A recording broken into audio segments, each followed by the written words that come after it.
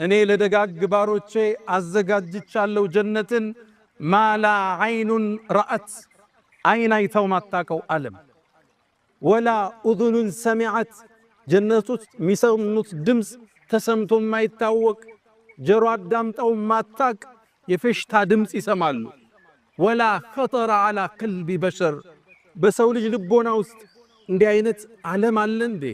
እንዲህ አይነት ምቾት አለ እንዴ ብለው እንኳን በልቦናቸው ብልጭ ብሎ ማያቅ አስበውት ማያቅ አልመውት ማያቁት ውብ ዓለም ለደጋግ ባሮች አዘጋጅቻለሁ ይላል አላህ።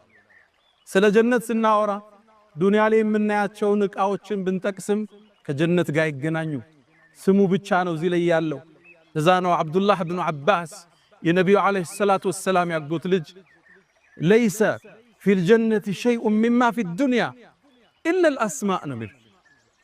ጀነት ውስጥ የተጠቀሰ ነገር ዱንያ ላይ ካገኘ ስምን ያገናኛቸው አይገናኙ።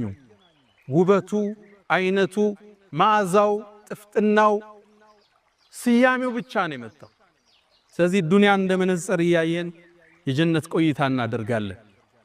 ወደ ጀነት የሚገቡ ሰዎች ከማ ፊ ሙስሊምን ነቢዩ ዓለይሂ ሰላቱ ወሰላም እንዳሉት የመጀመሪያው ወደ ጀነት የሚገቡት ቅፍለቶች አላ ሱረቲ ቀመሪን ለይለተል በድር ሙሉ ጨረቃ በሆነበት ቀን ጨረቃ ክቡና ደምቃ በምትታየው ብርሃን ፊታቸው እንደዛ ያበራ የሚሄዱ ሰዎች አሉ። ወጁሁ የውመኢዝ ሙስፈራ ضاحكة مستبشرة ፊታቸው የሚያበራ ሳቅ የለበሰ ፊት የያዙ የመጀመሪያው ቅፍለት እሱ ነው።